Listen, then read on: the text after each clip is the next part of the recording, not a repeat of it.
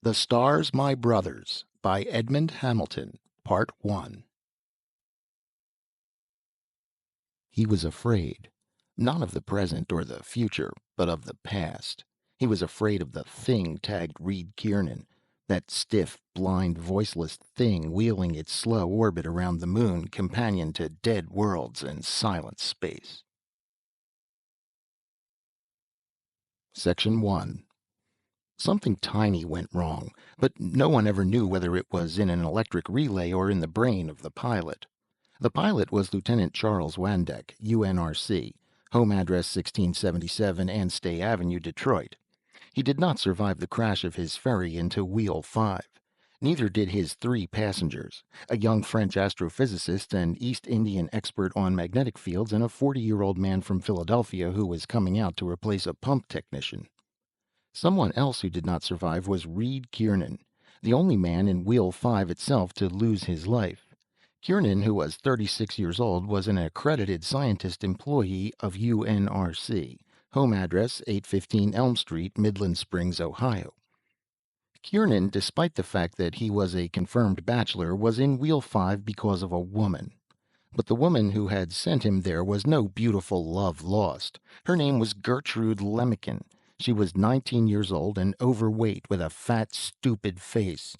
She suffered from head colds and sniffed constantly in the Ohio College classroom where Kiernan taught physics too.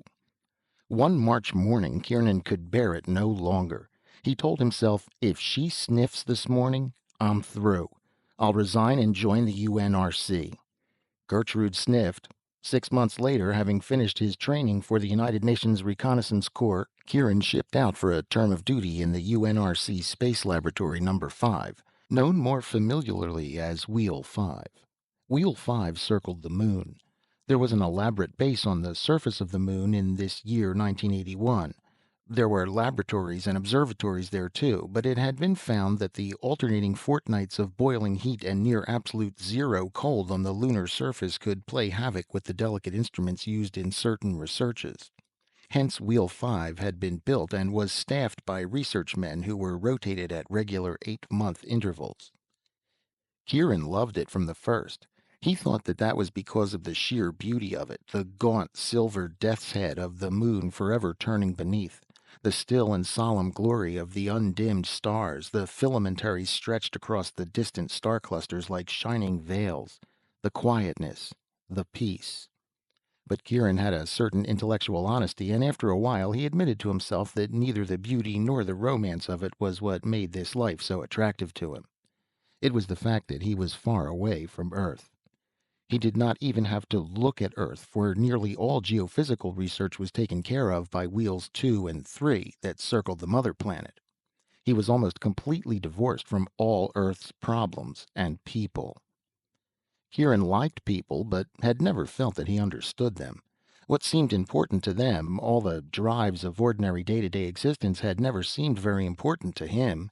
He had felt that there must be something wrong with him, something lacking, for it seemed to him that people everywhere committed the most outlandish follies, believed in the most incredible things, were swayed by pure herd instinct into the most harmful courses of behavior. They could not all be wrong, he thought, so he must be wrong. And it had worried him.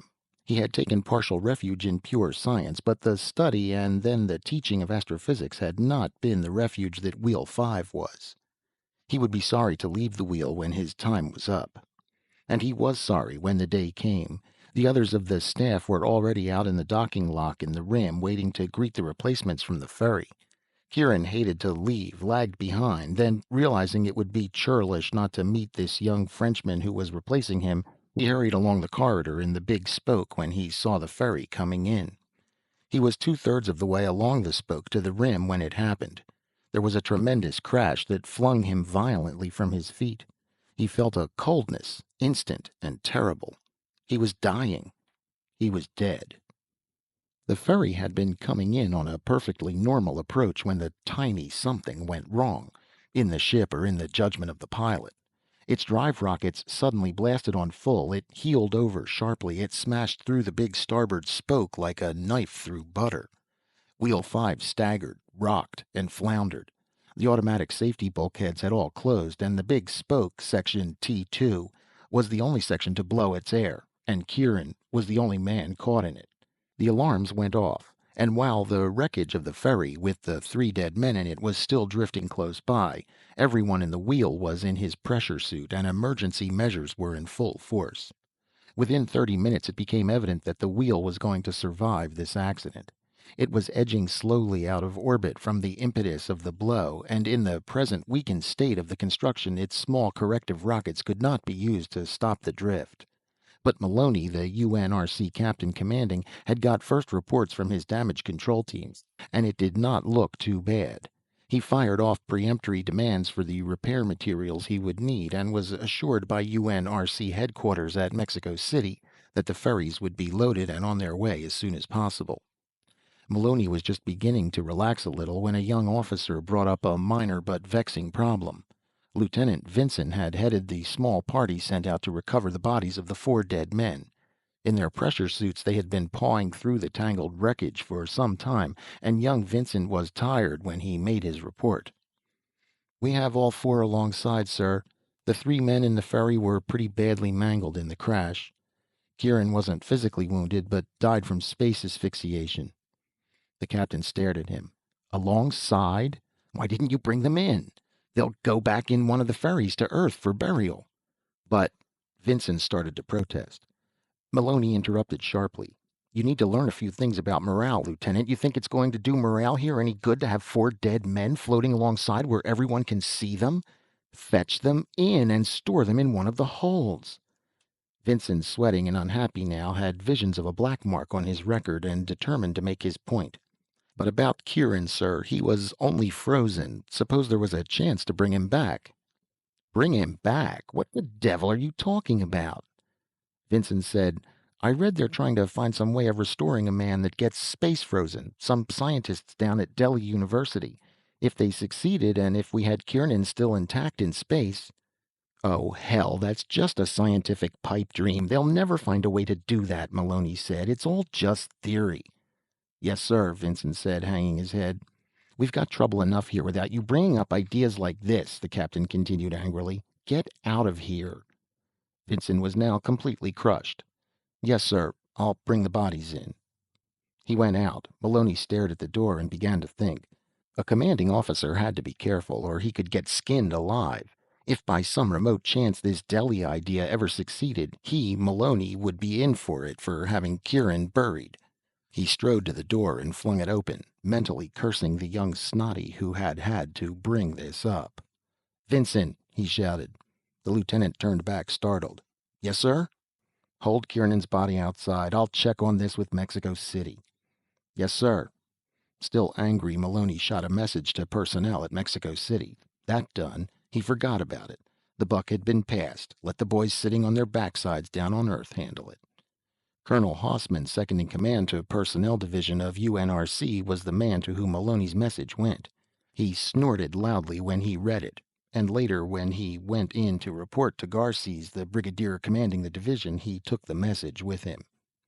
"Maloney must be pretty badly rattled by the crash," he said. "Look at this." Garces read the message, then looked up. "Anything to this? The Delhi experiments, I mean?" Hausman had taken care to brief himself on that point, and was able to answer emphatically. "Damned little. Those chaps in Delhi have been playing around, freezing insects and thawing them out, and they think the process might be developed someday to where it could revive frozen spacemen.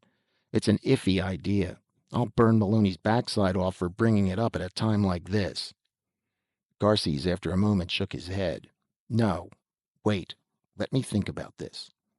He looked speculatively out of the window for a few moments. Then he said, "Message Maloney that this one chap's body, what's his name, Kieran, is to be preserved in space against a chance of future revival." Haussmann nearly blotted his copybook by exclaiming, "For God's sake!"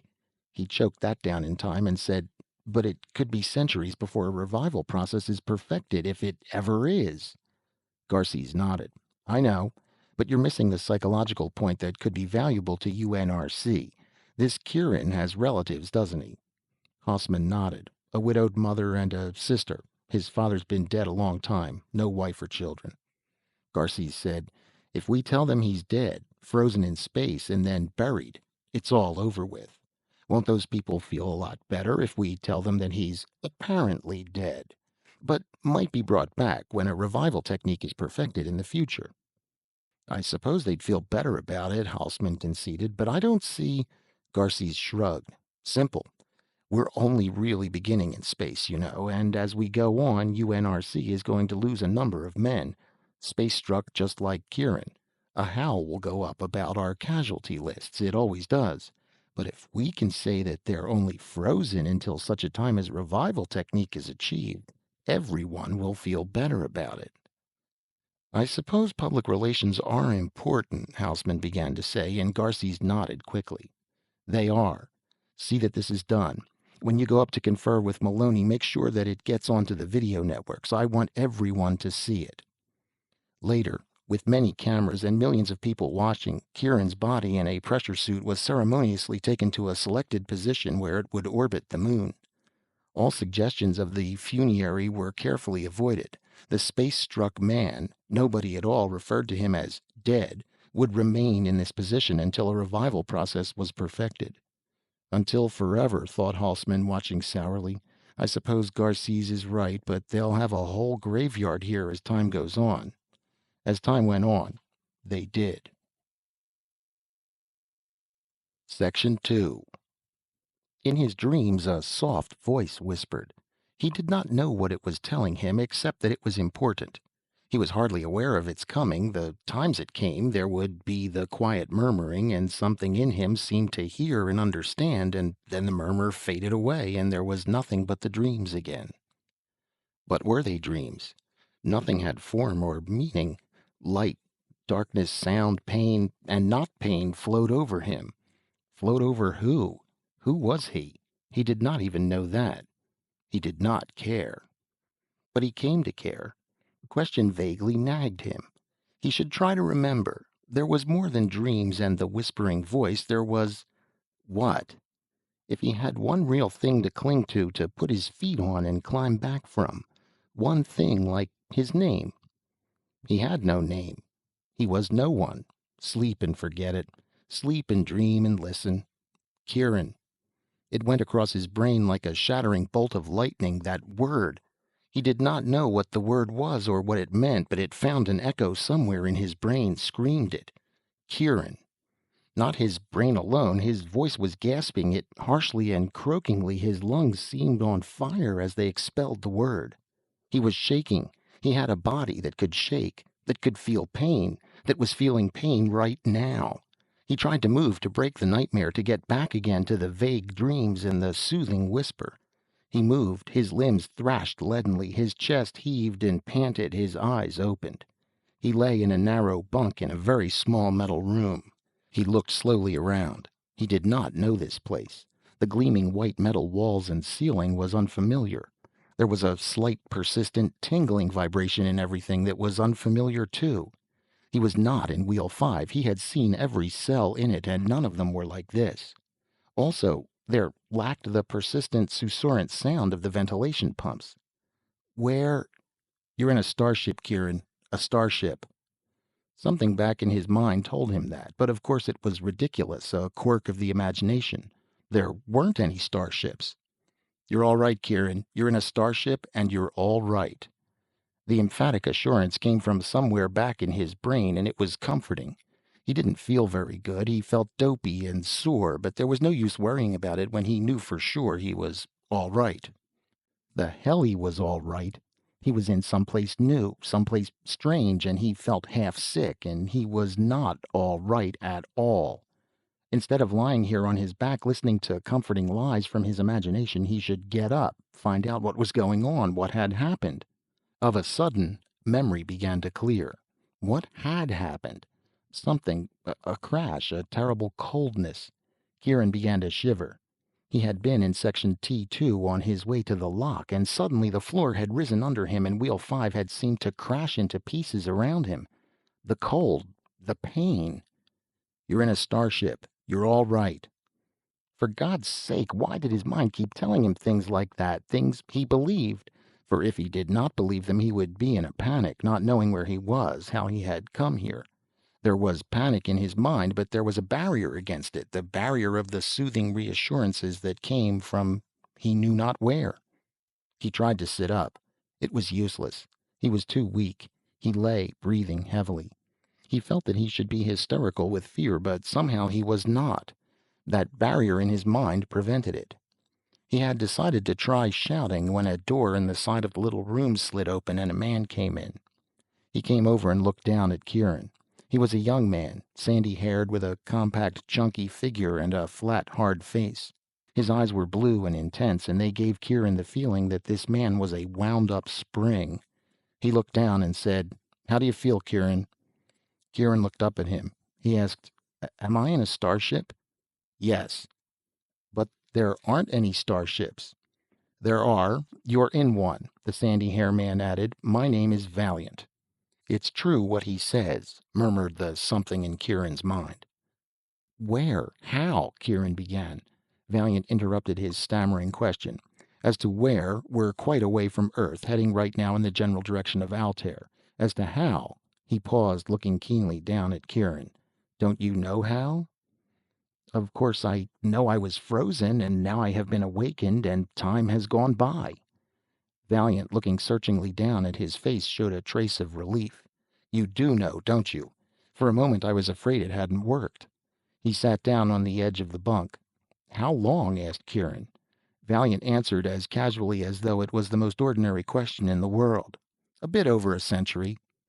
It was wonderful, thought Kieran, how he could take a statement like that without getting excited.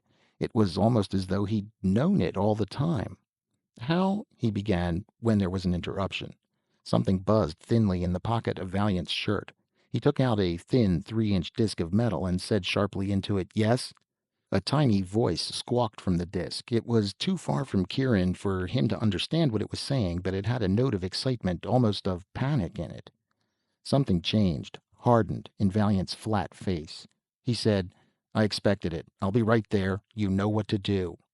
He did something to the disk and spoke into it again. "Paula, take over here." He stood up. Kieran looked at him, feeling numb and stupid. "I'd like to know some things." "Later," said Valiant. "We've got troubles. Stay where you are." He went rapidly out of the room. Kieran looked after him, wondering, troubles? Troubles in a starship? And a century had passed? He suddenly felt an emotion that shook his nerves and tightened his guts. It was beginning to hit him now. He sat up in the bunk and swung his legs out of it and tried to stand, but could not. He was too weak. All he could do was to sit there, shaking. His mind could not take it in. It seemed only minutes ago that he had been walking along the corridor in Wheel 5. It seemed that Wheel 5 must exist, that the Earth, the people, the time he knew must still be somewhere out there. This could be some kind of joke or some kind of psychological experiment. That was it. The space medicine boys were always making way out experiments to find out how men would bear up in unusual conditions, and this must be one of them. A woman came into the room. She was a dark woman who might have been 30 years old and who wore a white shirt and slacks. She would, he thought, have been good-looking if she had not looked so tired and so edgy. She came over and looked down at him and said to him, "Don't try to get up yet. You'll feel better very soon." Her voice was a slightly husky one. It was utterly familiar to Kieran, and yet he had never seen this woman before. Then it came to him. "You were the one who talked to me," he said, looking up at her. "In the dreams, I mean." She nodded. "I'm Paula Ray, and I'm a psychologist. You had to be psychologically prepared for your awakening." "Prepared?" The woman explained patiently. "Hypnopedic technique, establishing facts in the subconscious of a sleeping patient. Otherwise it would be too terrific a shock for you when you awakened. That was proved when they first tried reviving space-struck men 40 or 50 years ago." Comfortable conviction that this was all a fake, an experiment of some kind, began to drain out of Kieran. But if it was true— He asked with some difficulty, "You say that they found out how to revive space-frozen men that long ago?" "Yes." "Yet it took 40 or 50 years to get around to reviving me?" The woman sighed. "You have a misconception.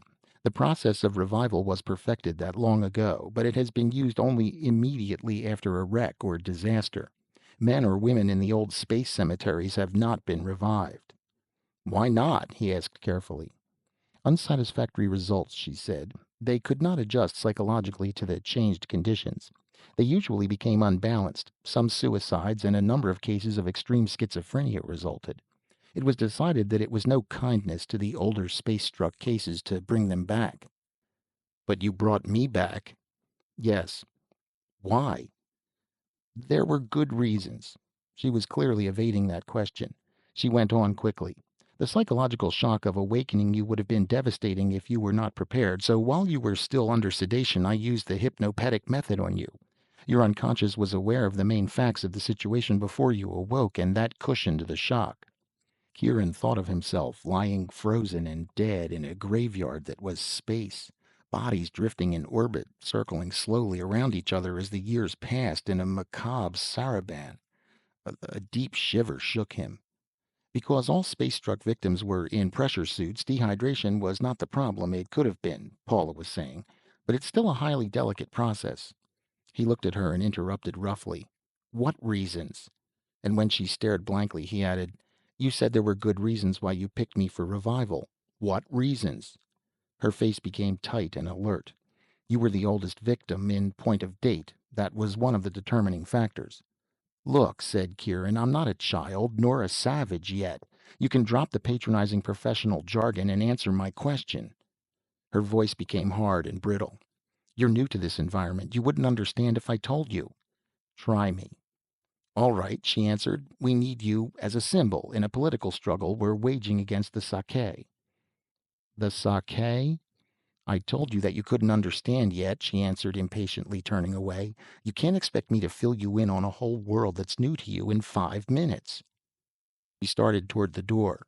Oh, no, said Kieran, you're not going yet. He slid out of the bunk. He felt weak and shaky, but resentment energized his flaccid muscles. He took a step towards her. The lights suddenly went dim, and a bull-throated roar sounded from somewhere, an appalling sound of raw power. The slight tingling that Kieran had felt in the metal fabric around him abruptly became a vibration so deep and powerful that it dizzied him, and he had to grab the stanchion of the bunk to keep from falling. Alarm had flashed into the woman's face. Next moment, from some hidden speaker in the wall, a male voice yelled sharply, Overtaken. Prepare for extreme evasion. Get back into the bunk, she told Kieran. What is it? It may be, she said with a certain faint viciousness, that you're about to die a second time. Section 3. The lights dimmed to semi-darkness, and the deep vibration grew worse. Kieran clutched the woman's arm. What's happening?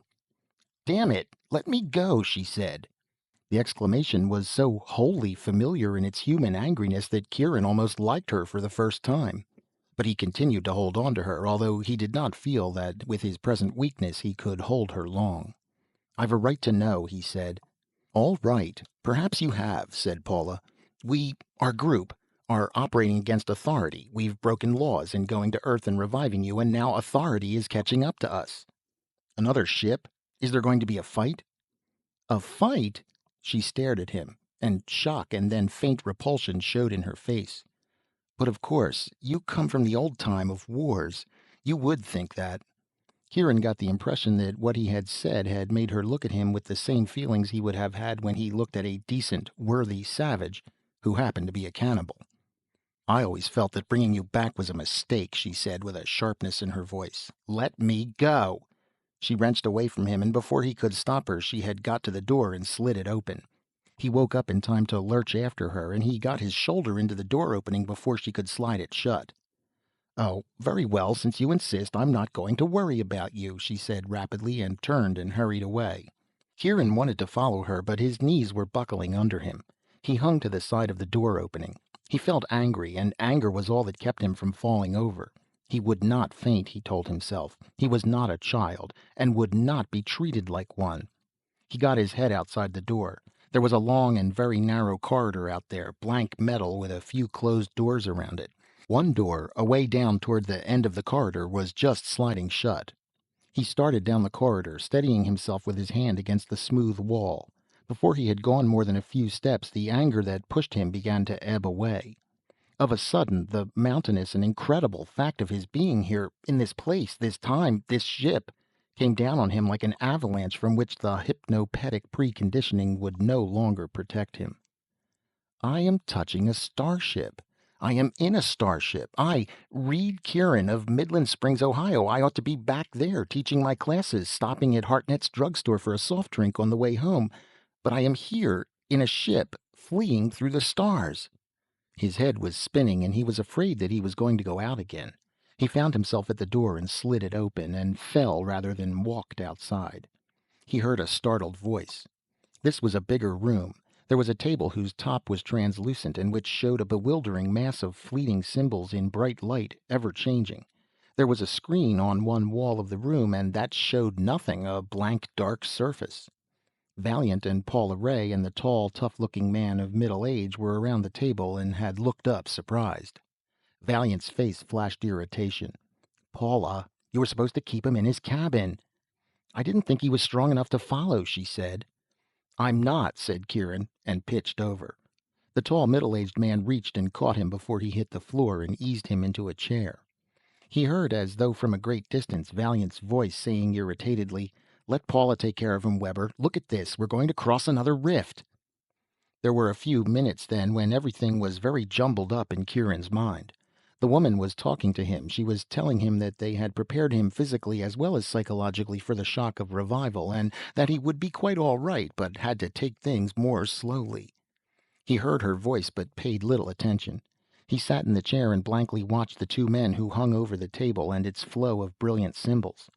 Valiant seemed to tighten up more and more as the moments passed, and there was still about him the look of a coiled spring, but now the spring seemed to be wound to the breaking point. Weber, the tall man with the tough face, watched the fleeting symbols, and his face was stony. "Here we go," he muttered, and both he and Valiant looked up at the blank black screen on the wall. Kieran looked too. There was nothing. Then in an instant the blackness vanished from the screen, and it framed a vista of such cosmic, stunning splendor that Kieran could not grasp it.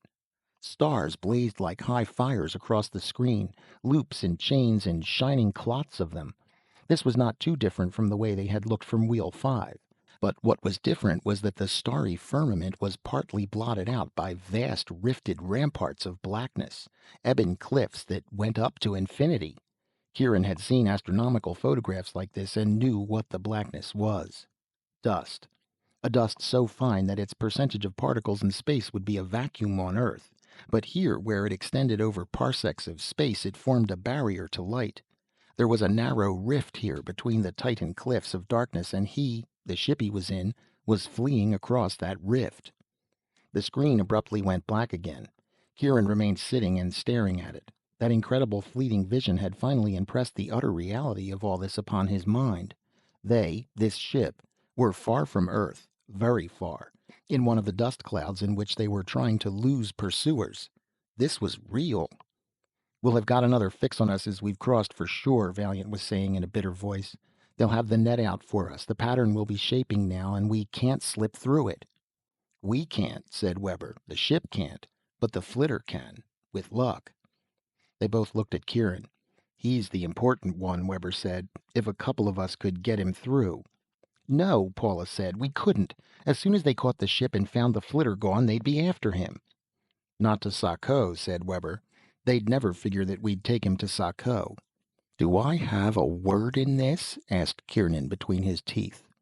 "What?" asked Valiant. "This. The hell with you all. I'll go no place with you or for you." He got a savage satisfaction from saying it. He was tired of sitting there like a booby while they discussed him, but he did not get the reaction from them he had expected. The two men merely continued to look thoughtfully at him. The woman sighed. "You see? There wasn't time enough to explain it to him. It's natural for him to react with hostility." "Put him out and take him along," said Weber. "No," said Paula sharply. "If he goes out right now, he's liable to stay out. I won't answer for it." "Meanwhile," said Valiant with an edge to his voice, "the pattern is forming up. Have you any suggestions, Paula?" She nodded. "This."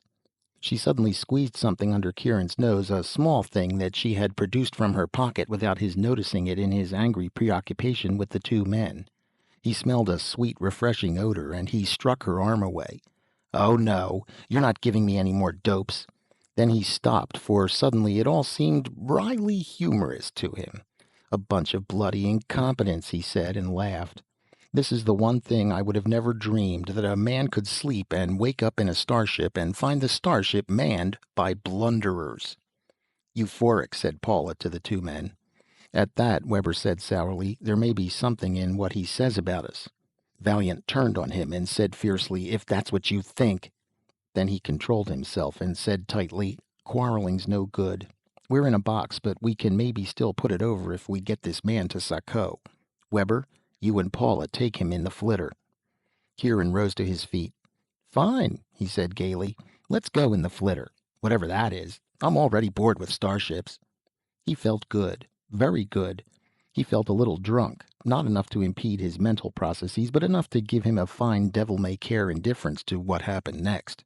So it was only the spray Paula had given him. It still made his body feel better and removed his shock and worry and made everything seem suddenly rather amusing. "Let us to Sako in the flitter," he said. "After all, I'm living on velvet. I might as well see the whole show. I'm sure Sako, wherever it is, will be just as full of human folly as Earth was." "He's euphoric," Paula said again, but her face was stricken. "Of all the people in that space cemetery, we had to pick one who thinks like that," said Valiant, with a sort of restrained fury. "You said yourself that the oldest one would be the best," said Weber. "Sako will change him." Kieran walked down the corridor with Weber and Paula, and he laughed as he walked. They had brought him back from nothingness without his consent, violating the privacy of death, or near death, and now something that he had just said had bitterly disappointed them. "Come along," he said buoyantly to the two. "Let us not lag. Once aboard the flitter, and the girl is mine." "Oh, for God's sake, shut up," said Weber. Section 4. It was ridiculous to be flying the stars with a bad hangover, but Kieran had one. His head ached dully. He had an unpleasant metallic taste in his mouth, and his former ebullience had given way to a dull depression. He looked sourly around. He sat in a confined little metal coop of a cabin, hardly enough in which to stand erect. Paula Ray, in a chair a few feet away, was sleeping, her head on her breast. Weber sat forward in what appeared to be a pilot chair, with a number of crowded control banks in front of it. He was not doing anything to the controls. He looked as though he might be sleeping too. That was all. A tiny metal room, blank metal walls, silence. They were presumably flying between the stars at incredible speeds, but there was nothing to show it. There were no screens such as the one he had seen in the ship, to show by artful scanning devices what vista of suns and darknesses lay outside. "A flitter," Weber had informed him, "just doesn't have room for the complicated apparatus that such scanners require. Seeing is a luxury you dispense with in a flitter. We'll see when we get to Sako." After a moment he added, "If we get to Sako." Kieran had merely laughed then, and had promptly gone to sleep. When he had awakened, it had been with the euphoria all gone, and with his present hangover. "At least," he told himself, "I can truthfully say that this one wasn't my fault. That blasted spray." He looked resentfully at the sleeping woman in the chair, then he reached and roughly shook her shoulder. She opened her eyes and looked at him, first sleepily and then with resentment. "You had no right to wake me up," she said. Then, before Kieran could retort, she seemed to realize the monumental irony of what she had just said, and she burst into laughter. "I'm sorry," she said. "Go ahead, say it. I had no right to wake you up." "Let's come back to that," said Kieran after a moment. "Why did you?" Paula looked at him ruefully. "What I need now is a 10-volume history of the last century, and time enough for you to read it. But since we don't have either—" She broke off. Then after a pause she added, "Your date was 1981, wasn't it? It and your name were on the tag of your pressure suit." "That's right."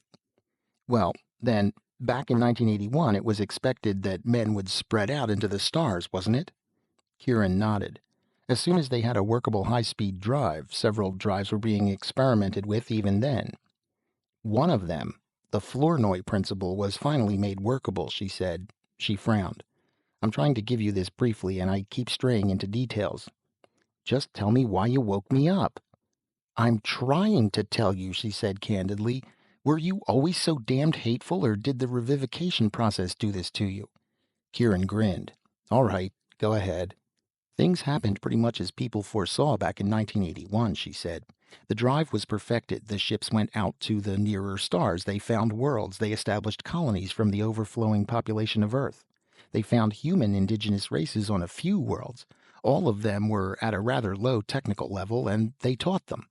There was a determination from the beginning to make it one universe. No separate nationalistic groups, no chance of wars. The governing council was set up on Altair too. Every world was represented. There are 29 of them now.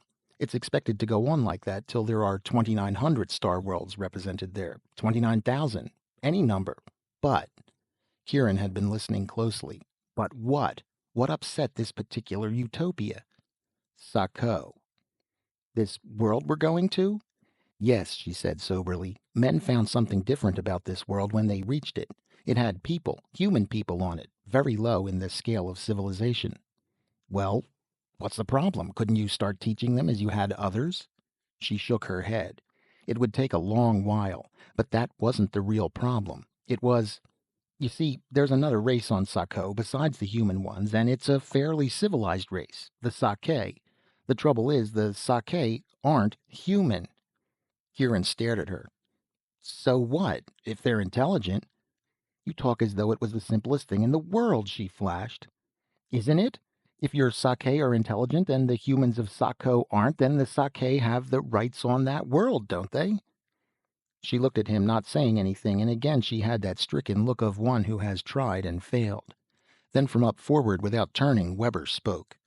What do you think now of Valiant's fine idea, Paula? It can still work, she said, but there was no conviction in her voice. If you don't mind, said Kieran with an edge to his voice, I'd still like to know what this Sako business has to do with reviving me. The Sake rule the humans on that world, Paula answered. There are some of us who don't believe they should.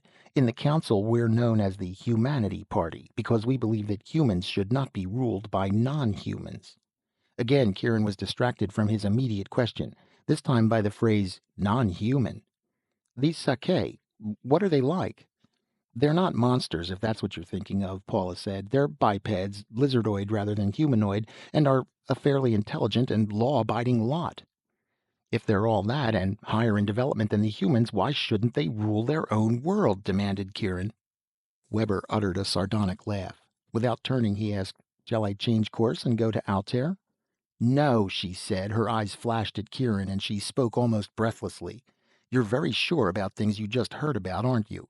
You know what's right and you know what's wrong, even though you've only been in this time, this universe, for a few hours. Kieran looked at her closely. He thought he was beginning to get a glimmer of the shape of things now. You, all you who woke me up illegally, you belong to this humanity party, don't you? You did it for some reason connected with that. Yes, she answered defiantly, we need a symbol in this political struggle. We thought that one of the old-time space pioneers, one of the humans who began the conquest of the stars, would be it. Kieran interrupted. I think I get it. It was really considerate of you to drag a man back from what amounts to death for a party rally. Old-time space hero condemns non-humans. It would go something like that, wouldn't it? Listen, she began. Listen, hell, he said. He was hot with rage, shaking with it. I am glad to say that you could not have possibly picked a worse symbol than me. I have no more use for the idea of the innate sacred superiority of one species over another than I had for that of one kind of man over another. Her face changed. From an angry woman, she suddenly became a professional psychologist, coolly observing reactions. It's not the political question you really resent, she said. You've wakened to a strange world and you're afraid of it. In spite of all the pre-awakening preparation we gave your subconscious, you're afraid, and so you're angry. Kieran got a grip on himself. He shrugged. What you say may be true, but it doesn't change the way I feel. I will not help you one damned bit. Weber got up from his seat and came back towards them, his tall form stooping. He looked at Kieran and then at the woman. We have to settle this right now, he said. We're getting near enough to Sako to go out of drive. Are we going to land, or aren't we? Yes, said Paula steadily. We're landing. Weber glanced again at Kieran's face. But if that's the way he feels, go ahead and land, she said. Part 2. It was nothing like landing in a rocket. First there was the business referred to as going out of drive. Paula made Kieran strap in, and she said, "You may find this unpleasant, but just sit tight. It doesn't last long." Kieran sat stiff and glowering, prepared for anything, and determined not to show it no matter how he felt. Then Weber did something to the control board, and the universe fell apart. Kieran's stomach came up and stuck in his throat. He was falling, up, down, sideways. He didn't know. But whichever it was, not all the parts of him were falling at the same rate. Or perhaps it was not all in the same direction. He didn't know that either. But it was an exceptionally hideous feeling. He opened his mouth to protest, and all of a sudden he was sitting normally in the chair in the normal cabin and screaming at the top of his lungs. He shut up. Paula said, "I told you it would be unpleasant." "So you did," said Kieran. He sat sweating. His hands and feet were cold.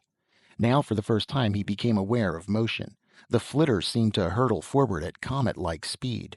Kieran knew that this was merely an ironic little joke, because now they were proceeding at something in the range of normal velocity, whereas before their speed had been quite beyond his comprehension. But he could comprehend this. He could feel it. They were going like a bat out of hell, and somewhere ahead of them was a planet, and he was closed in, blind, a mouse in a nose cone. His insides writhed with helplessness and the imminence of a crash. He wanted very much to start screaming again, but Paula was watching him. In a few moments that desire became academic. A whistling shriek began faintly outside the hull and built swiftly to a point where nothing could have been heard above it. Atmosphere. And somewhere under the blind wall of the flitter a rock-hard world face reeling and rushing, leaping to meet them. The flitter slowed. It seemed to hang motionless, quivering faintly. Then it dropped.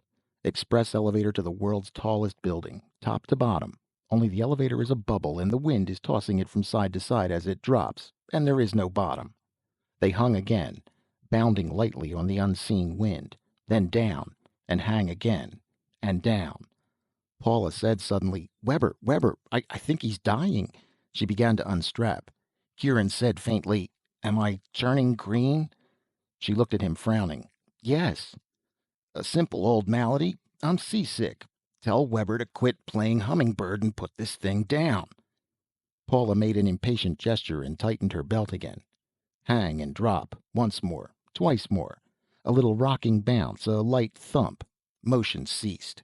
Weber turned a series of switches. Silence. Kieran said, "Air?" Weber opened a hatch in the side of the cabin. Light poured in. It had to be sunlight, Kieran knew, but it was a queer color, a sort of tawny orange that carried a pleasantly burning heat. He got loose with Paula helping him and tottered to the hatch. The air smelled of clean, sun-warmed dust and some kind of vegetation. Kieran climbed out of the flitter, practically throwing himself out in his haste. He wanted solid ground under him. He didn't care whose or where. And as his boots thumped onto the red ochre sand, it occurred to him that it had been a very long time since he had had solid ground underfoot. A very long time indeed. His insides knotted up again, and this time it was not seasickness but fear. And he was cold all through again, in spite of the hot new sun. He was afraid, not of the present nor of the future, but of the past. He was afraid of the thing tagged Reed Kieran, the stiff, blind, voiceless thing wheeling its slow orbit around the moon, companion to dead worlds and dead space, brother to the cold and the dark. He began to tremble. Paula shook him. She was talking, but he couldn't hear her. He could only hear the rush of eternal darkness past his ears, the thin squeak of his shadow brushing across the stars. Weber's face was somewhere above him, looking angry and disgusted. He was talking to Paula, shaking his head. They were far away. Kieran was losing them, drifting away from them on the black tide. Then suddenly there was something like an explosion, a crimson flare across the black, a burst of heat against the cold. Shocked and wild, the physical part of him clawed back to reality. Something hurt him. Something threatened him. He put his hand to his cheek and it came away red. Paula and Weber were yanking at him, trying to get him to move. A stone whizzed past his head. It struck the side of the flitter with a sharp clack and fell. Kieran's nervous relays finally connected. He jumped for the open hatch. Automatically he pushed Paula ahead of him, trying to shield her, and she gave him an odd, startled look. Weber was already inside. More stones rattled around, and one grazed Kieran's thigh. It hurt. His cheek was bleeding freely. He rolled inside the flitter and turned to look back out the hatch. He was mad. "Who's doing it?" he demanded. Paula pointed. At first Kieran was distracted by the strangeness of the landscape. The flitter crouched in a vastness of red ochre sand laced with some low-growing plant that shone like metallic gold in the sunlight. The sand receded in tilted planes, lifting gradually to a range of mountains on the right, and dropping gradually to infinity on the left. Directly in front of the flitter, and quite literally a stone's throw away, was the beginning of a thick belt of trees that grew beside a river. Apparently quite a wide one, though he could not see much but a tawny sparkling of water. The course of the river could be traced clear back to the mountains by the winding line of woods that followed its bed. The trees themselves were not like any Kieran had seen before. There seemed to be several varieties, all grotesque in shape and exotic in color. There were even some green ones with long, sharp leaves that looked like spearheads. Exotic or not, they made perfectly adequate cover. Stones came whistling out of the woods, but Kieran could not see anything where Paula was pointing but an occasional shaking of foliage. "Sake?" he asked. Weber snorted.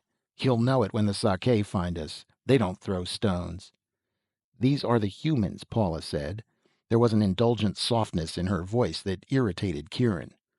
"I thought they were our dear little friends," he said. "You frightened them."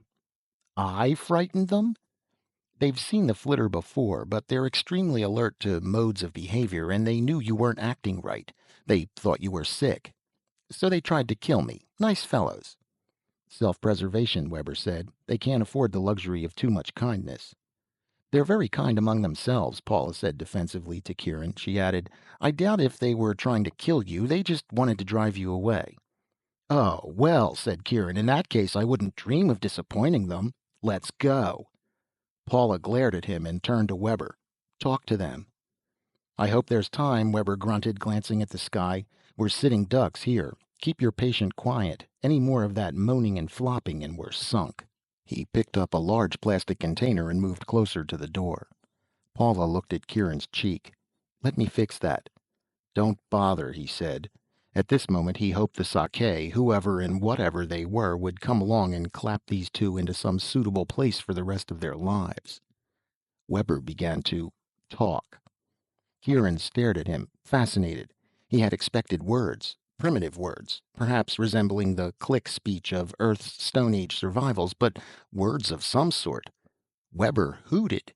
It was a soft, reassuring sound, repeated over and over, but it was not a word. The rattling of stones diminished, then stopped. Weber continued to make his hooting call. Presently it was answered. Weber turned and nodded at Paula, smiling. He reached into the plastic container and drew forth a handful of brownish objects that smelled to Kieran like dried fruit. Weber tossed these out onto the sand. Now he made a different sound, a grunting and waffling. There was silence. Weber made the sound again. On the third try, the people came out of the woods.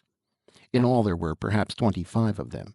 They came slowly and furtively, moving a step or two at a time, then halting and peering, prepared to run. The able-bodied men came first, with one in the lead, a fine-looking chap in early middle age who was apparently the chief. The women, the old men, and the children followed, trickling gradually out of the shadow of the trees, but remaining where they could disappear in a flash if alarmed. They were all perfectly naked, tall and slender and large-eyed, their muscles strung for speed and agility rather than massive strength. Their bodies gleamed a light bronze color in the sun, and Kieran noticed that the men were beardless and smooth-skinned. Both men and women had long hair, ranging in color from black to tawny, and very clean and glistening. They were a beautiful people, as deer are a beautiful people, graceful, innocent, and wild. The men came up to the dried fruits which had been scattered for them. They picked them up and sniffed them, bit them, then began to eat, repeating the grunt and waffle call. The women and children and old men decided everything was safe and joined them. Weber tossed out more fruit and then got out himself, carrying the plastic box. "What does he do next?" whispered Kieran to Paula. "Scratch their ears? I used to tame squirrels this way when I was a kid." "Shut up," she warned him. Weber beckoned, and she nudged him to move out of the flitter, slow and careful. Kieran slid out of the flitter. Big, glistening eyes swung to watch him.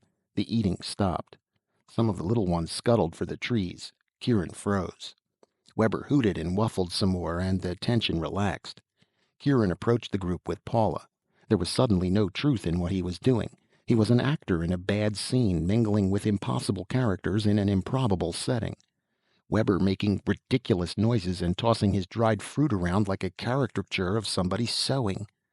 Paula with her brisk professionalism all dissolved in misty-eyed fondness. Himself an alien in this time and place, and these perfectly normal-appearing people behaving like orangutans with their fur shaved off. He started to laugh and then thought better of it. Once started, he might not be able to stop. "Let them get used to you," Weber said softly. Paula obviously had been here before. She had begun to make noises too, a modified hooting, more like a pigeon's call. Kieran just stood still. The people moved in around them, sniffing, touching. There was no conversation, no laughing or giggling, even among the little girls. A particularly beautiful young woman stood just behind the chief, watching the strangers with big yellow cat eyes. Kieran took her to be the man's daughter. He smiled at her. She continued to stare, deadpanned and blank-eyed, with no answering flicker of a smile. It was as though she had never seen one before. Kieran shivered. All this silence and unresponsiveness became eerie. "I'm happy to tell you," he muttered to Paula, "that I don't think much of your little pets." She could not allow herself to be sharply angry. She only said in a whisper, "They are not pets. They are not animals. They—" She broke off.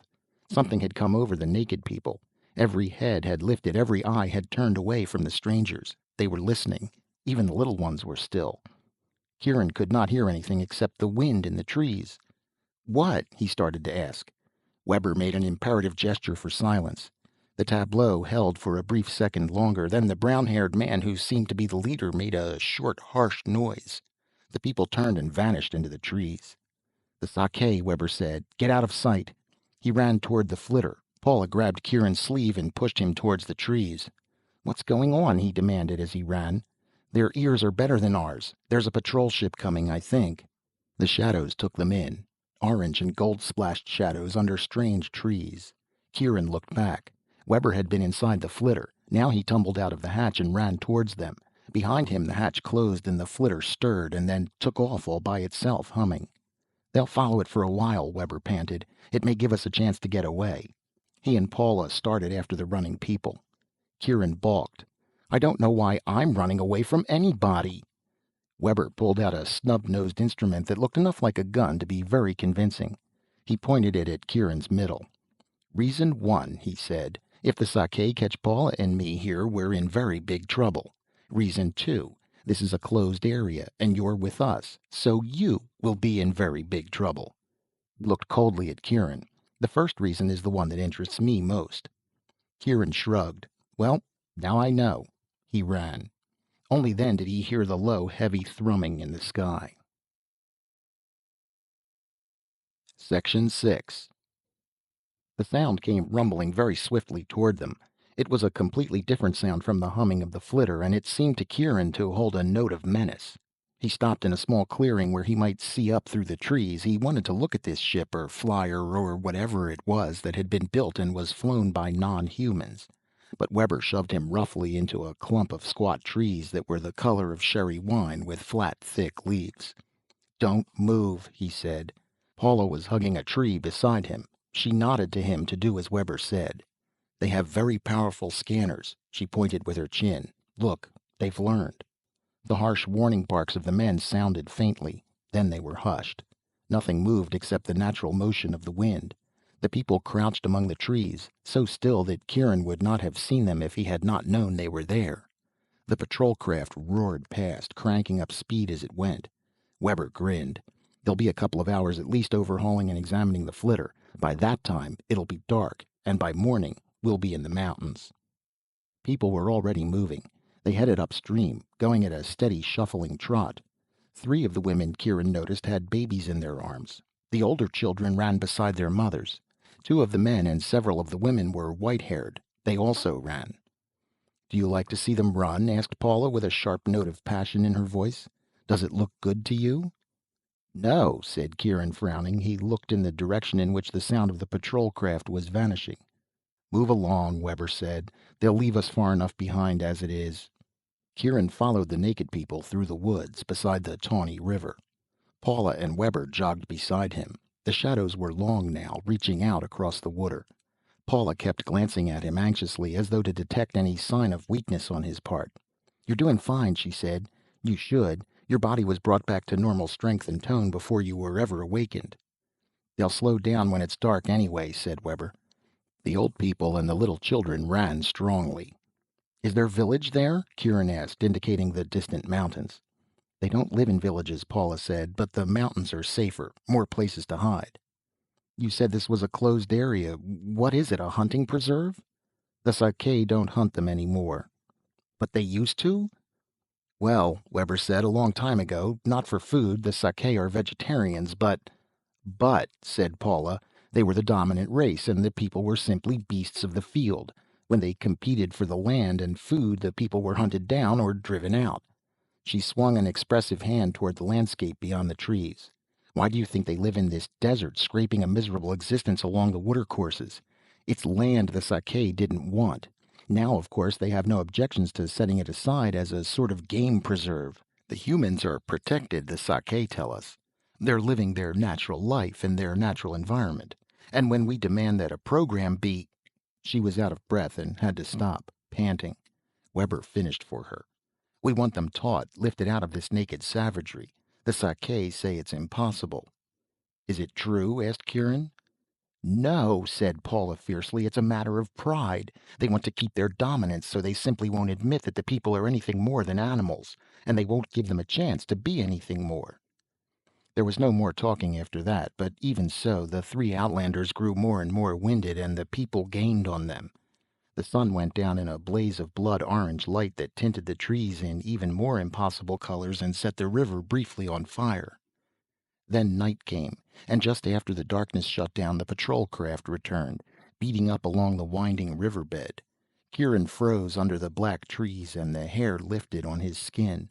For the first time he felt like a hunted thing. For the first time he felt a personal anger. The patrol craft drummed away and vanished. "They won't come back until daylight," Weber said. He handed out little flat packets of concentrated food from his pockets. They munched as they walked. Nobody said anything. The wind, which had dropped at sundown, picked up from a different quarter and began to blow again. It got cold. After a while they caught up with the people, who had stopped to rest and eat. The babies and old people for whom Kieran had felt a worried pity were in much better shape than he. He drank from the river and then sat down. Paula and Weber sat beside him on the ground. The wind blew hard from the desert, dry and chill. The trees thrashed overhead. Against the pale glimmer of the water, Kieran could see naked bodies moving along the river's edge, waiting, bending, grubbing in the mud. Apparently they found things, for he could see that they were eating. Somewhere close by, other people were stripping fruit or nuts from the trees. A man picked up a stone and pounded something with a cracking noise, then dropped the stone again. They moved easily in the dark, as though they were used to it. Kieran recognized the leader's yellow-eyed daughter, her beautiful slender height outlined against the pale gleaming water. She stood up to her ankles in the soft mud, holding something tight in her two hands, eating. The sweat dried on Kieran. He began to shiver. "You're sure that patrol ship won't come back?" he asked. "Not until they can see what they're looking for." "Then I guess it's safe." He began to scramble around, feeling for dried sticks. "What are you doing?" "Getting some firewood." "No," Paula was beside him in an instant, her hand on his arm. "No, you mustn't do that." "But Weber said—" "It isn't the patrol ship, Kieran. It's the people. They what?" "I told you they were low on the social scale. This is one of the basic things that they have to be taught. Right now they still regard fire as a danger, something to run from." "I see," Kieran said, and let the kindling fall. "Very well. If I can't have a fire, I'll have you. Your body will warm me." He pulled her into his arms. She gasped, more in astonishment, he thought, than alarm. "What are you talking about?" "That's a line from an old movie. From a number of old movies, in fact. Not bad, eh?" He held her tight. She was definitely female. After a moment he pushed her away. "That was a mistake. I want to be able to go on disliking you without any qualifying considerations." She laughed, a curiously flat little sound. "Was everybody crazy in your day?" she asked, and then, "Reed?" It was the first time she had used his given name. "What?" When they threw stones, and we got back into the flitter, you pushed me ahead of you. You were guarding me. Why?" He stared at her, or rather at the pale blur of her standing close to him. "Well, it's always been sort of the custom for the men to. But now that I think of it, Weber didn't bother." "No," said Paula. "Back in your day, women were still taking advantage of the dual standard, demanding complete equality with men but clinging to their special status. We've got beyond that." "Do you like it? Beyond, I mean?" "Yes," she said. "It was good of you to do that, but—" Weber said, "They're moving again. Come on." The people walked this time, strung out in a long line between the trees and the water, where the light was a little better and the way more open. The three outlanders tagged behind, clumsy in their boots and clothing. The long hair of the people blew in the wind, and their bare feet padded softly, light and swift. Kieran looked up at the sky. The trees obscured much of it, so that all he could see was some scattered stars overhead, but he thought that somewhere a moon was rising. He asked Paula, and she said, "Wait, you'll see." Night and the river rolled behind them. The moonlight became brighter, but it was not at all like the moonlight Kieran remembered from long ago and far away. That had a cold tranquility to it, but this light was neither cold nor tranquil. It seemed somehow to shift color, too, which made it even less adequate for seeing than the white moonlight he was used to. Sometimes, as it filtered through the trees, it seemed ice green, and again it was reddish or amber or blue. They came to a place where the river made a wide bend, and they cut across it, clear of the trees. Paula touched Kieran's arm and pointed. "Look." Kieran looked, and then he stopped still. The light was not moonlight, and its source was not a moon. It was a globular cluster of stars, hung in the sky like a swarm of fiery bees. A burning and pulsing of many colors, diamond white and gold, green and crimson, peacock blue and smoky umber. Kieran stared, and beside him Paula murmured, "I've been on a lot of planets, but none of them have anything like this." The people moved swiftly on, paying no attention at all to the sky. Reluctantly, Kieran followed them into the obscuring woods. He kept looking at the open sky above the river, waiting for the cluster to rise high so he could see it. It was some time after this, but before the cluster rose clear of the trees, that Kieran got the feeling that something or someone was following them. Section 7. He had stopped to catch his breath and shake an accumulation of sand out of his boots. He was leaning against a tree with his back to the wind, which meant that he was facing their back trail, and he thought he saw a shadow move where there was nothing to cast a shadow. He straightened up, with the little trip hammers of alarm beating all over him, but he could see nothing more. He thought he might have been mistaken. Just the same, he ran to catch up with the others. The people were moving steadily. Kieran knew that their senses were far keener than his, and they were obviously not aware of any danger other than the basic one of the sake. He decided that he must have been seeing things, but an uneasiness persisted. He dropped behind again, this time on purpose after they had passed a clearing. He stayed hidden behind a tree trunk and watched. The cluster light was bright now, but very confusing to the eye. He heard a rustling that he did not think was wind, and he thought that something started to cross the clearing and then stopped, as though it had caught his scent. Then he thought that he heard rustling at both sides of the clearing, stealthy sounds of stalking that closed in towards him. Only the wind, he told himself, but again he turned to run. This time he met Paula coming back to look for him. "Reed, are you all right?" she asked. He caught her arm and pulled her around and made her run. "What is it? What's the matter?" "I don't know." He hurried with her until he could see Weber ahead, and beyond them the bare backs and blowing hair of the people. "Listen," he said. "Are there any predators here?" "Yes," Paula said, and Weber turned sharply around. "Have you seen something?" "I don't know. I thought I did. I'm not sure." "Where?" "Behind us." Weber made the harsh barking danger call, and the people stopped. Weber stood looking back the way they had come. The women caught the children, and the men fell back to where Weber stood. They looked and listened, sniffing the air. Kieran listened too, but now he did not hear any rustlings except the high thrashing of the branches. Nothing stirred visibly, and the wind would carry away any warning scent. The men turned away. The people moved on again. Weber shrugged. "You must have been mistaken, Kieran." "Maybe. Or maybe they just can't think beyond the elementary. If they don't smell it, it isn't there.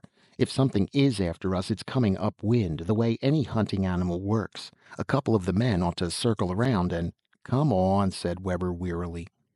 They followed the people beside the river. The cluster was high now, a hive of suns reflected in the flowing water, a kaleidoscopic rippling of colors. Now the women were carrying the smaller children. The ones too large to be carried were lagging behind a little. So were the aged. Not much yet. Kieran, conscious that he was weaker than the weakest of these, looked ahead at the dim bulk of the mountains and thought that they ought to be able to make it. He was not at all sure that he would. The river made another bend. The trail lay across the bend, clear of the trees.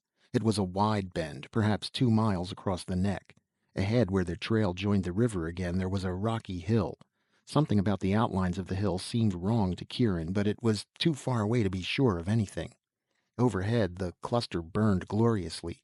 The people set out across the sand. Weber looked back. "You see," he said. "Nothing." They went on. Kieran was beginning to feel very tired now. All the artificial strength that had been pumped into him before his awakening was running out. Weber and Paula walked with their heads down, striding determinedly, but without joy. "What do you think now?" she asked Kieran. "Is this any way for humans to live?" The ragged line of women and children moved ahead of them, with the men in the lead. It was not natural, Kieran thought, for children to be able to travel so far. And then he remembered that the young of non-predaceous species have to be strong and fleet at an early age. Suddenly one of the women made a harsh, shrill cry. Kieran looked where she was looking, off to the left, to the river and the curving line of trees. A large black shadow slipped across the sand. He looked behind him. There were other shadows, coming with long, easy bounds out of the trees, fanning out in a shallow crescent. They reminded Kieran of some animal he had once seen in a zoo, a partly cat-like, partly dog-like beast. A cheetah, he thought it had been called, only the cheetah was spotted like a leopard, and these creatures were black with stiff, upstanding ears. They bayed, and the coursing began. "Nothing," said Kieran bitterly. "I count 7. Weber said, "My God, I—" The people ran. They tried to break back to the river and the trees that could be climbed to safety, but the hunters turned them. Then they fled blindly forward, toward the hill. They ran with all their strength, making no sound. Kieran and Weber ran with them, with Paula between them.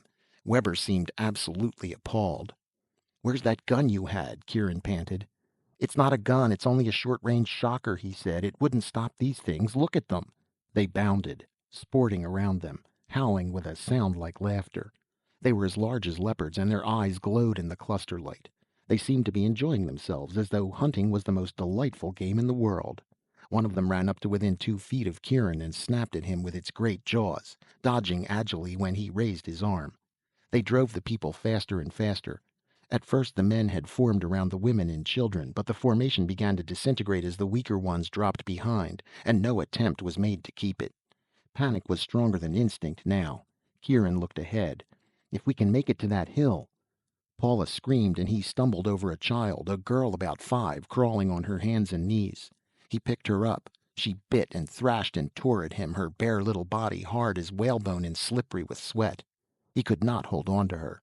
She kicked herself free of his hands and rushed wildly out of reach, and one of the black hunters pounced in and bore her away, shrieking thinly like a fledgling bird in the jaws of a cat. "Oh my God," said Paula, and covered her head with her arms, trying to shut out sight and sound. He caught her and said harshly, "Don't faint, because I can't carry you." The child's mother, whichever of the women it might have been, did not look back. An old woman who strayed aside was pulled down and dragged off, and then one of the white-haired men. The hill was closer. Kieran saw now what was wrong with it. Part of it was a building. He was too tired and too sick to be interested, except as it offered a refuge. He spoke to Weber with great difficulty because he was winded, and then he realized that Weber wasn't there. Weber had stumbled and fallen. He had started to get up, but the hunters were on him. He was on his hands and knees facing them, screaming at them to get away from him. He had obviously had little or no experience with raw violence. Kieran ran back to him, with Paula close behind. "Use your gun," he yelled. He was afraid of the black hunters, but he was full of rage, and the rage outweighed the fear. He yelled at them, cursing them. He hurled sand into their eyes, and one that was creeping up on Weber from the side he kicked. The creature drew off a little, not frightened, but surprised. They were not used to this sort of thing from humans. "Your gun!" Kieran roared again, and Weber pulled the snub-nosed thing out of his pocket. He stood up and said unsteadily, "I told you it's not a gun. It won't kill anything. I don't think—" Use it, said Kieran, and get moving again, slowly. They started to move, and then across the sky a great iron voice spoke like thunder. Lie down, it said. Please, lie down flat. Kieran turned his head, startled. From the direction of the building on the hill, a vehicle was speeding toward them. The Sake, said Weber, with what was almost a sob of relief. Lie down. As he did so, Kieran saw a pale flash shoot out from the vehicle and knock over a hunter still hanging on the flanks of the fleeing people. He hugged the sand. Something went whining and whistling over him. There was a thunk and a screech. It was repeated, and then the iron voice spoke again. You may get up now. Please remain where you are. The vehicle was much closer. They were bathed in sudden light. The voice said, Mr. Weber, you are holding a weapon. Please drop it. It's only a little shocker, Weber said plaintively. He dropped it. The vehicle had wide tracks that threw up clouds of sand. It came clanking to a halt. Kieran, shading his eyes, thought he distinguished two creatures inside, a driver and a passenger. The passenger emerged, climbing with some difficulty over the steep step of the track, his tail rattling down behind him like a length of thick cable. Once on the ground, he became quite agile, moving with a sort of oddly graceful prance on his powerful legs. He approached, his attention centered on Kieran, but he observed the amenities, placing one delicate hand on his breast and making a slight bow. Dr. Ray. His muzzle, shaped something like a duck's bill, nevertheless formed Paula's name tolerably well. And you, I think, are Mr. Kieran. Kieran said, yes. The star cluster blazed overhead. The dead beasts lay behind him. The people with their flying hair had run on beyond his sight. He had been dead for 100 years and now was alive again. Now he was standing on alien soil, facing an alien form of life, communicating with it. And he was so dog-tired and every sensory nerve was so thoroughly flayed that he had nothing left to react with.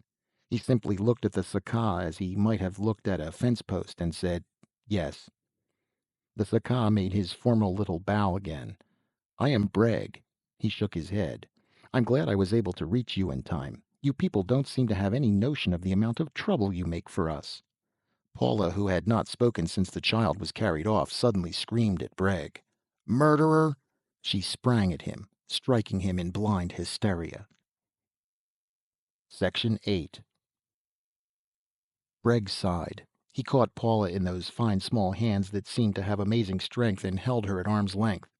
Dr. Ray, he said. He shook her. Dr. Ray! She stopped screaming. I don't wish to administer a sedative because then you will say that I drugged you, but I will if I must. Kieran said, I'll keep her quiet. He took her from Breg. She collapsed against him and began to cry. Murderers, she whispered. That little girl, those old people. Weber said, you could exterminate those beasts. You don't have to let them hunt the people like that. It's... Unhuman is the word you want, said Breg. His voice was exceedingly weary. Please get into the car. They climbed in. The car churned around and sped back toward the building. Paula shivered and Kieran held her in his arms. Weber said after a moment or two, how did you happen to be here, Breg? When we caught the flitter and found it empty, it was obvious that you were here with the people, and it became imperative to find you before you came to harm. I remembered that the trail ran close by this old outpost building, so I had the patrol ship drop us here with an emergency vehicle. Kieran said, you knew the people were coming this way? Of course, Breg sounded surprised. They migrate every year at the beginning of the dry season. How do you suppose Weber found them so easily? Kieran looked at Weber. He asked, then they weren't running from the Sake? Of course they were, Paula said. You saw them yourself, cowering under the trees when the ship went over. The patrol ships frighten them, Breg said, sometimes to the point of stampeding them, which is why we use them only in emergencies. The people do not connect the ships with us. That, said Paula flatly, is a lie. Breg sighed. Enthusiasts always believe what they want to believe. Come and see for yourself. She straightened up. What have you done to them? We've caught them in a trap, said Breg, and we are presently going to stick needles into them, a procedure necessitated by your presence, Dr. Ray. They're highly susceptible to imported viruses, as you should remember. One of your little parties of do-gooders succeeded in wiping out a whole band of them not too many years ago. So, inoculations and quarantine. Lights had blazed up in the area near the building. The car sped toward them. Kieran said slowly, why don't you just exterminate the hunters and have done with them? In your day, Mr. Kieran, yes, I've heard all about you. In your day, did you on Earth exterminate the predators so that their natural prey might live more happily? Bregg's long muzzle and sloping skull were profiled against the lights.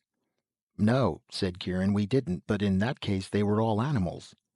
Exactly, said Bregg. No, wait, Dr. Ray, spare me the lecture. I can give you a much better reason than that, one even you can't quarrel with. It's a matter of ecology. The number of humans destroyed by these predators annually is negligible, but they do themselves destroy an enormous number of small creatures with which the humans compete for their food. If we exterminated the hunters, the small animals would multiply so rapidly that the humans would starve to death. The car stopped beside the hill at the edge of the lighted area. A sort of makeshift corral of wire fencing had been set up, with wide wings to funnel the people into the enclosure, where a gate was shut on them. Two Sake were mounting guard as the party from the car approached the corral. Inside the fence, Kieran could see the people, flopped around in positions of exhaustion. They did not seem to be afraid now. A few of them were drinking from a supply of water provided for them. There was food scattered for them on the ground. Bregg said something in his own language to one of the guards, who looked surprised and questioned him, then departed, springing strongly on his powerful legs. Wait, said Bregg. They waited, and in a moment or two the guard came back, leading one of the black hunting beasts on a chain. It was a female, somewhat smaller than the ones Kieran had fought with, and having a slash of white on the throat and chest. She howled and sprang up on Bregg, butting her great head into his shoulder, wriggling with delight. He petted her, talking to her, and she laughed, dog-like, and licked his cheek. They domesticate well, he said. We've had a tame breed for centuries. He moved a little closer to the corral, holding tight to the animal's chain. Suddenly she became aware of the people. Instantly the good-natured pet turned into a snarling fury. She reared on her hind legs and screamed, and inside the corral the people roused up. They were not frightened now. They spat and chattered, clawing up sand and pebbles and bits of food to throw through the fence.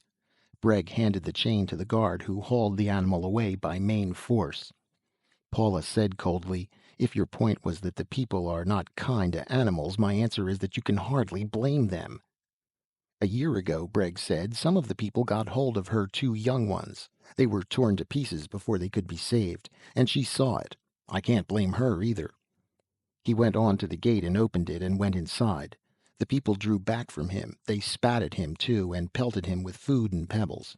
He spoke to them, sternly, in the tone of one speaking to unruly dogs, and he spoke words in his own tongue. The people began to shuffle about uneasily. They stopped throwing things. He stood, waiting. The yellow-eyed girl came sidling forward and rubbed herself against his thigh, head, shoulder, and flank. He reached down and stroked her, and she whimpered with pleasure and arched her back. "Oh, for God's sake," said Kieran, "let's get out of here." Later they sat wearily on fallen blocks of cement inside a dusty, shadowy room of the old building. Only a hand lamp dispelled the gloom, and the wind whispered coldly, and Bregg walked to and fro in his curious prance as he talked. "It will be a little while before the necessary medical team can be picked up and brought here," he said. "We shall have to wait." "And then?" asked Kieran. "First to—" Bregg used a word that undoubtedly named a city of the Sake, but that meant nothing to Kieran. "And then to Altair too. This, of course, is a council matter." He stopped and looked with bright, shrewd eyes at Kieran. "You are quite the sensation already, Mr. Kieran. The whole community of Star Worlds is already aware of the illegal resuscitation of one of the Pioneer spacemen, and of course there is great interest." He paused. "You yourself have done nothing unlawful. You cannot very well be sent back to sleep, and undoubtedly the Council will want to hear you. I am curious as to what you will say." "About Sako?" said Kieran. "About them?" He made a gesture toward a window through which the wind brought the sound of stirring, of the gruntings and wufflings of the corralled people. "Yes, about them." "I'll tell you how I feel," Kieran said flatly. He saw Paula and Weber lean forward in the shadows. "I'm a human man. The people out there may be savage, low as the beasts, good for nothing the way they are, but they're human. You Sakai may be intelligent, civilized, reasonable, but you're not human. When I see you ordering them around like beasts, I want to kill you. That's how I feel." Bregg did not change his bearing, but he made a small sound that was almost a sigh. "Yes," he said, I feared it would be so. A man of your times, a man from a world where humans were all dominant, would feel that way." He turned and looked at Paula and Weber. "It appears that your scheme to this extent was successful." "No, I wouldn't say that," said Kieran. Paula stood up. "But you just told us how you feel." "And it's the truth," said Kieran, "but there's something else." He looked thoughtfully at her. "It was a good idea. It was bound to work. A man of my time was bound to feel just the way you wanted him to feel, and would go away from here crying your party slogans and believing them. But you overlooked something." He paused, looking out the window into the sky at the faint vari-colored radiance of the cluster. "You overlooked the fact that when you awoke me, I would no longer be a man of my own time, or of any time. I was in darkness for 100 years, with the stars, my brothers, and no man touching me. Maybe that chills a man's feelings. Maybe something deep in his mind lives and has time to think. I've told you how I feel, yes, but I haven't told you what I think." He stopped again, then said, "The people out there in the corral have my form, and my instinctive loyalty is to them. But instinct isn't enough. It would have kept us in the mud of Earth forever if it could. Reason took us out to the wider universe. Instinct tells me that those out there are my people. Reason tells me that you," he looked at Breg, "who are abhorrent to me, who would make my skin creep if I touched you, you who go by reason, that you are my real people. Instinct made a hell of Earth for millennia. I say we ought to leave it behind us there in the mud and not let it make a hell of the stars. For you'll run into this same problem over and over again as you go out into the wider universe, and the old parochial human loyalties must be altered to solve it." He looked at Paula and said, "I'm sorry, but if anyone asks me, that is what I'll say." "I'm sorry too," she said, rage and dejection ringing in her voice. "Sorry we woke you. I hope I never see you again." Kieran shrugged. "After all, you did wake me. You're responsible for me. Here I am, facing a whole new universe, and I'll need you." He went over and patted her shoulder. "Damn you," she said, but she did not move away from him.